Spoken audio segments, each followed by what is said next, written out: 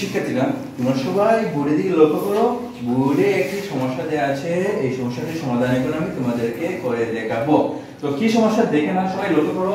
বিজয় একটি মানুষের নাম কিছু সংখ্যক আম বিক্রি করার জন্য বাজারে যাচ্ছিল। দেখা যাচ্ছে?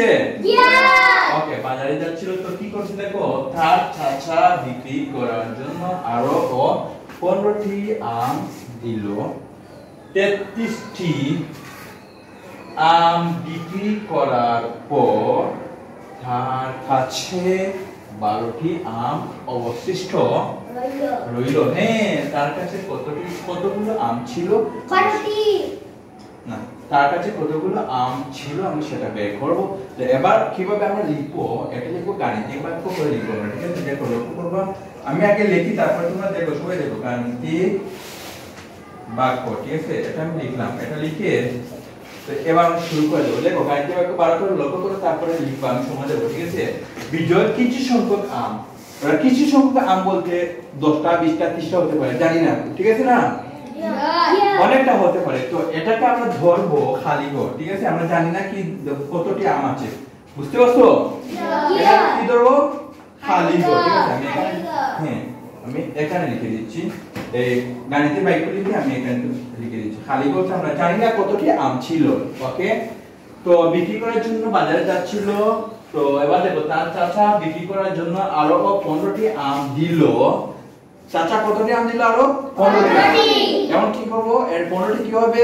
কিছু সংখ্যক আমের সাথে কি হবে? যোগ হবে। কিছু সংখ্যক আমের সাথে কি হবে? যোগ। কেন যোগ হবে? এটা দিল। ঠিক আছে, তো এর জন্য যোগ দিয়ে আমরা 15 দিব। বুঝতে পারছো? 15টি আম দিল। ওকে, এবার দেখো 33টি আম বিক্রি করার পর, এবার দেখো, এবার যদি 33টি আম বিক্রি করে নেয়, তাহলে এটা কমলো না বাড়লো? কমলে বিয়োগ হয়ে যায়। ঠিক আছে, তাহলে বিয়োগ 33। বুঝতে পারছো তোমরা? এবার বুঝো নাই? তো এবার দেখো, বিক্রি করার পর তার কাছে 12টি আম অবশিষ্ট রইল। অবশিষ্ট যেটা থাকবে সেটা সমান চিহ্ন দিয়ে লিখবো, তাহলে 12 লিখবো। বুঝতে পারছো? এটা যে লিখছি, এটা বুঝতে পারছো তোমরা? এরকম অঙ্কেতে যদি মাঝে সমান চিহ্ন থাকে তাহলে বা হয়। বা লিখে আমি লিখতেছি বা, যেহেতু আমরা খালি করে মান বের করব সেহেতু খালি করটা সামনে লিখতেছি। ভালো করে লক্ষ্য করো তোমরা। এবার সমান চিহ্ন দিয়ে 12 লিখবো। কেন বলতেছি আমি তোমাদেরকে, এই সমান চিহ্ন পর কত আছে? 12 আছে।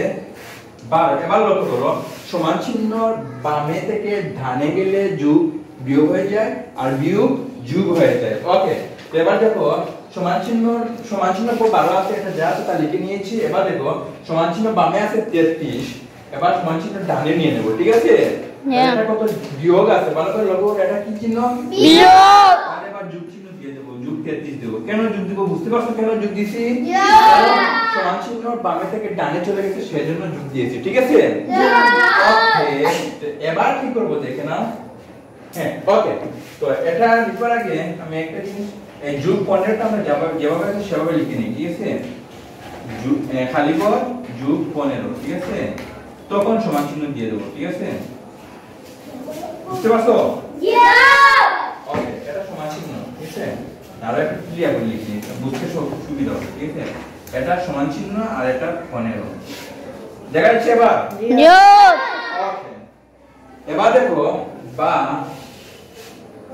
আবার আমরা খালি ঘরটা রেখে দেব, তারপরে এই সমান চিহ্নটা লিখবো। লিখে এবার 12 আর 33 আমরা যোগ করে নেব। ঠিক আছে, এবার 3 এর সাথে 2 যোগ করলে কত হয়? 15। 5। 3 এর সাথে 2 যোগ করলে 5 হয়। 5 এর 5 বসবে, হাতের এটা কত? 1। এটা আমার বারবার ভুল হচ্ছে। ঠিক আছে, এটা যোগ চিহ্ন দেব। হ্যাঁ, যোগ চিহ্ন দিয়ে আমরা 15 লিখে নেব, তারপরে সমান চিহ্ন দেব। ঠিক আছে, এগুলো যা আছে তা লিখে নেব। ঠিক আছে, এগুলো যা আছে তা লিখে নেব। তারপরে এবার দেখো, 3 এর সাথে 2 যোগ করলে কত হবে? 5। 5 এর 5 লিখবো। তারপরে এবার 3 এর সাথে আবার 1 যোগ করলে 4 হয়, 4 লিখবো। ঠিক আছে, কত হলো? 45। ঠিক আছে, তো এবার কি লিখি দেখো তো, বা মান বের করব খালি করে। ঠিক আছে, তো সমান চিহ্ন, এবার দেখো এই সমান চিহ্নটা দিয়ে দেব, খালি ঘর সমান চিহ্ন, তারপরে লিখব 45। 45। এবার লক্ষ্য করো, তাকলো কত? 15। হ্যাঁ, এবার 15 চিহ্ন কি আছে?